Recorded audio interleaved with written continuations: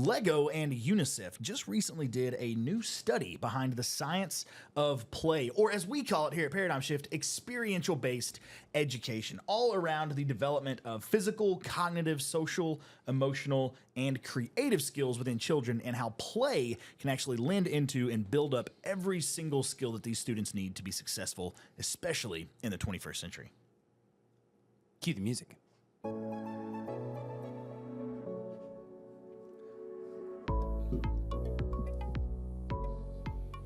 Good morning, good afternoon, or good evening, everyone, and welcome to a long-winded episode of the Good Leader Podcast. Brian, I thought you were going to go monologuing there for a second. I thought about Me monologuing. I thought about it. One of my favorite Pixar quotes. Yeah, just watched it. Wow. You- just rewatched The Incredibles. Really? Yeah. Holds up. Yeah, The Incredibles holds up. It does. It's great. You got me monologuing. That's a great one. It is. Speaking of play in the workplace, Diane Ackerman has a great quote. Play is our favorite. Let me start again. I misquoted Diane. She deserves better. She deserves better. Diane Ackerman says play is our brain's favorite way of learning. Ooh. We're talking about play in the workplace because today in Pixar Palooza, we're going to talk about Toy Story 3. They play a lot. One of the reasons I wanted to bring this up is because there is a part when Woody goes to Bonnie's room and they're doing the whole pretend thing. And it just made me think about play in the workplace. When you become an adult, you don't play pretend anymore. I played pretend as a kid a lot. You guys big pretenders as kids? Oh, yeah. Or were you more yeah. like, I was a big, you don't have to be. Some kids are more, more like, like they played board games. They had, but I was a big make-believe. I had an imaginary friend. I was a big make-believe. Did you really? I did. I did not have an imaginary friend. I think I had an imaginary friend, though, because I had a lot of friends. I'm a very was social lonely. individual. Okay. But I think I created this imaginary friend to be like the perfect friend that I wanted. What was his name? I've done a lot of thinking on it. I don't remember. My but brother- I distinctly remember having My a brother friend. had an imaginary friend, George Dotson. I did not have an imaginary friend, but my Last brother, name. he had an imaginary friend, George Dotson, that he would talk about George Dotson all the time. Wow. And eventually, Dotson. George Dotson died. Wow. Oh, no. He was killed in an accident. Oh, Wow. Did you have a funeral? He and my brother were sword fighting. Oh, no. I'm not making it up. Oh my I am not gosh. making this up. He and my brother were sword fighting, and George accidentally got stabbed. And poor he died. George. He died. Wow. And he was resolved, and that's what happened. Yeah, that's how. So you don't have an imaginary friend anymore. Well, he died. How old was he when this? 27. There's a No, lot. I'm kidding. I don't know. Wow. I don't know. You know I what's don't remember. crazy? We were kids. I mean, it was young enough that I remember. He was probably 7, maybe ish, Wow. give or take. I would love to know like the psychological I know. reasoning behind He's just it. Like, realizing he did, that though. he's This is nuts. fascinating. Okay. There's a guy named You had a friend, George Dotson. There's a guy named George Dotson who was a former president of the company that my wife works for. Whoa. He's he from die due to Tulsa. stabbing? He was a president at Helmerich and Payne. Did he die in a I have in a no idea, fatal honestly. That sword would be fighting nuts. incident? That would be No, nuts. actually, I thought you were gonna say something like, "Have you guys seen that movie with Nicolas Cage where he suddenly shows up in everybody's dreams?" No. That's what I thought you were going with. Like George Dotson's actually a lot of people's imaginary friends. But yeah, anyway, there you go. That's my imaginary friend. But in thinking about Toy Story and how they play, there is a great work, and especially I would say we are secondary to this line of work. We have some great friends in the experiential learning space. I'm thinking of like Mark Collard, who's been on the show, Nate Folan, who are more play advocates than we are. We're big sponsors and big supporters of it, though, and affiliates of playmeo.com. These great resources. I would say, Kyle, you are our internal expert when it comes to experiential education. I would say what are we? We are secondary learners of that. We're believers in that. Yeah, we're for sure. We're practitioners, but not not all out. Yeah. You know what I'm saying? We're not like play acolytes or priests, There you go. so to speak. Right, exactly. Yeah. But in all of our workshops and everything we do at Paradigm Shift, we bring in elements of play, elements of experiential-based learning, elements of, even if that's as simple as trivia, like this podcast. There Yeah. are a lot of playful elements in what we do. Well, there's you were talking about that UNICEF and Lego study. I've got a study done by It Pays to Play, commissioned by HR cloud software company Bright HR, and it revealed that 79% of school leavers and graduates believe fun at work is important. 44% of this group believing it encourages harder work ethic. So talking about cross-generational leadership, there's a high level of new graduates, think post-high school, post-college, Gen Z, that are essentially 80% and 45% respectively saying that it's important to have fun at work and it helps me work harder. If you let me play, I'll work harder. This work hard, play hard kind of idea.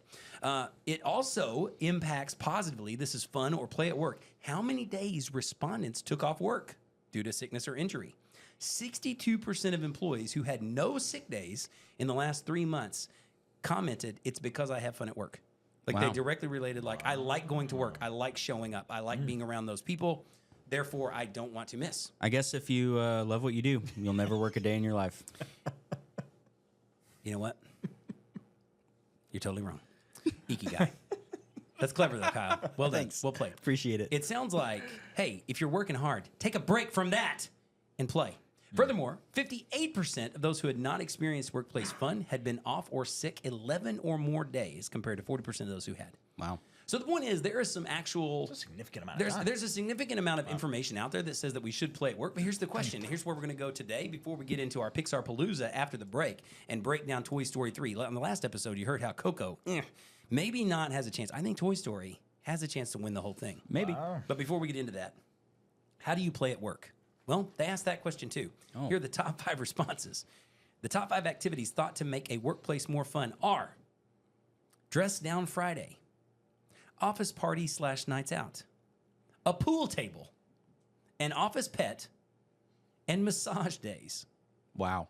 Now, this is from the same study in kind of a broad swath. Where are these people working? They go on to say, I know, I'm like, really?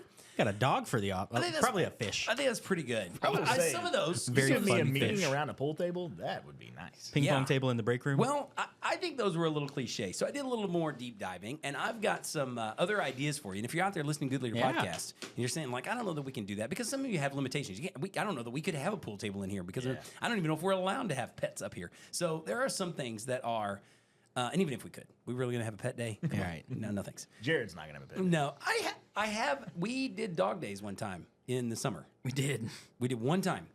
Yes, it was, yes, There we did. again. We did. All right. I'm going to give you some ideas, and I want you to give me yes or no, your quick response on do you think that would be awesome? Okay. So if you're out there Great. listening and you're a leader and you're thinking, okay, play at work, bring in fun at work. We're not necessarily. Now I will say some of these things are a little further out there, but some of them are like, oh, we could pull that off. All right, here we go. Lottery syndicate, meaning do a lottery pool. Yeah. And you work like, hey, let's all go in Powerball together. I'd be down. No. What is that? Powerball The together? lottery. Powerball No. is like a bunch of people buy tickets so that like you I know, pay but- money. The lottery. You I don't know know what the that- lottery is? But how would you facilitate that at work? Everybody just splits say, the prize. Everybody We're splits going to the split the prize. It's like all of us are going to go in together buy 20. We're going to buy 4 Gotcha. tickets at this table and have 4 chances, and we'll split the Gotcha. money. Okay. But just the idea of bringing some Yeah, fun yeah. into it. Okay. Yeah, because then you can have the conversation of like, well, if I got my share, here's what I would do. Oh yeah, yeah. If I get that money, here's what I'm doing. I'm blowing this popsicle stand. I'm gonna off Brian so I can get another share. All right. Whoa. That went That's what dark. happens in the movies. Wow, that went dark. Yeah, sorry everybody. Wow. Sports. Play sports. Play sports together. Yeah. Kyle's out. Lim's in. I'm in. I suck at sports. Computer game consoles. Oh. Waste of I'm in. time. Okay. All right. Yes. Here we go. Fantasy Football League. Yes. Oh yes, a million times. Board games. Yeah. That was pretty good, I actually thought. Like having some board games around just available, like on lunch break. Nah. Okay. Nerf gun wars. Yes. Ooh, That yes. sounds kind of I'm in. tight. Of all of these, that was the one that I thought sounded the coolest. As far as like, that okay, you could do that every once in a while. I mean, it's not like you're having every Friday. Can you imagine you're on doing our Nerf floor? guns. But It'd be like, great. like splitting the teams. Yeah, like right now, if Oh, we just yeah. did a Nerf gun war and it was Could like, do- all right, if you get shot, step out, Yeah. and Capture we'll the play a flag, few rounds. Or Nerf like capture style. the Humans flag, versus Nerf style. zombies. Yeah. That's pretty good. That is good. LARPing. I'll throw that one in. All right, and the last one was dance breaks. No. Nope. Lord no. So what I appreciate about this list is people are trying. And if you're out there listening to Good Leader Podcast, hey, you should try. There's also a resource. We're going to do an entire episode off a book called Play by Dr. Stuart Brown, where he hypothesizes that there are 8 play personalities, that everyone enjoys play. We don't all enjoy the same type of play. And you probably fall into one or more of these 8 play personalities. After the break, we're not going to talk about that. We're going to talk about Toy Story 3 and Pixar Palooza.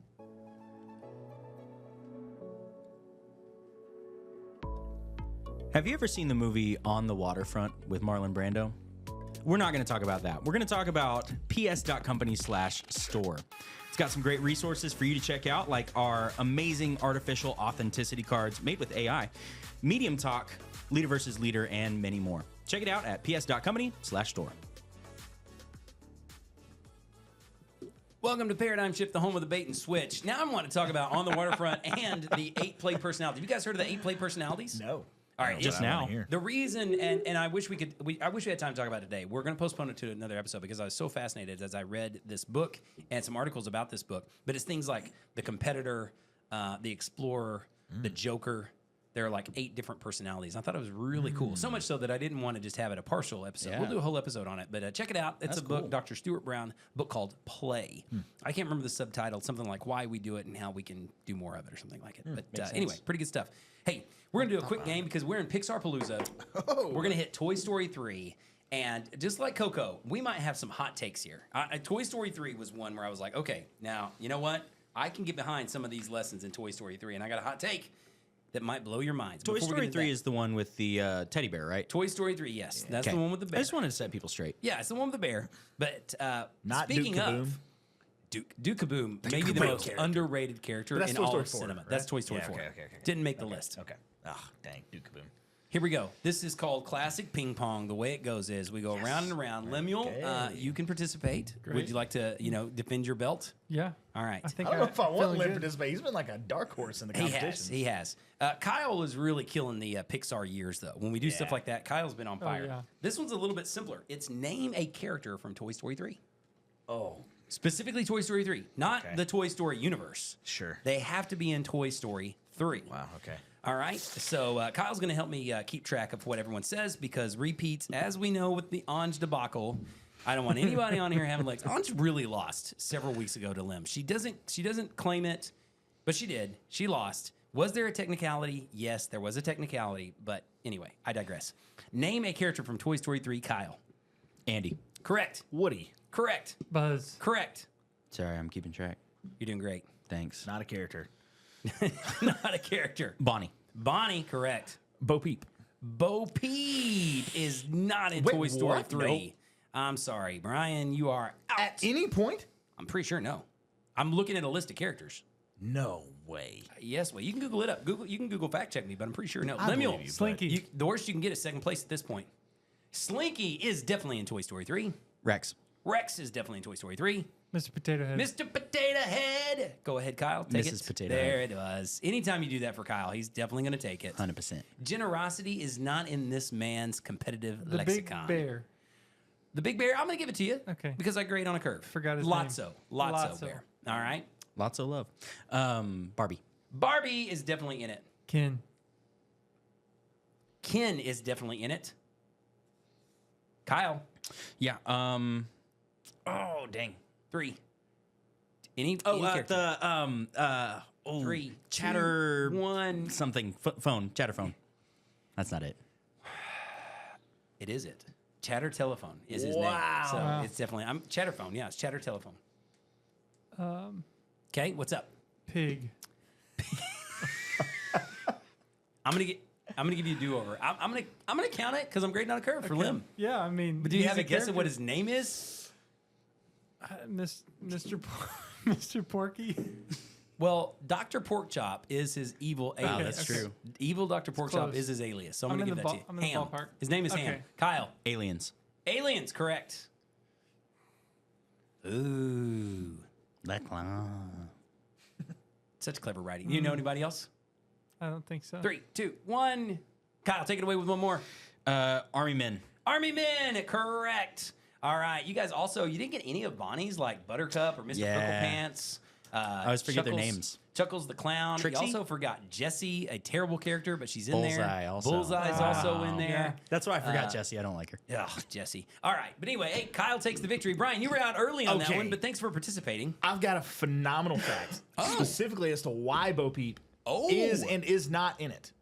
Okay. So Bo Peep is not officially in the movie, but she does make a cameo at the beginning when they're watching home movies. She just doesn't have any dialogue. So she's not okay. listed So as a she's character in She's the movie. late. She's there when She made a that- cameo, but she doesn't have any okay. lines of dialogue. However, she was purposefully chosen to not appear in Toy Story 3 because since she was made of porcelain, she would have perished in the incinerator scene.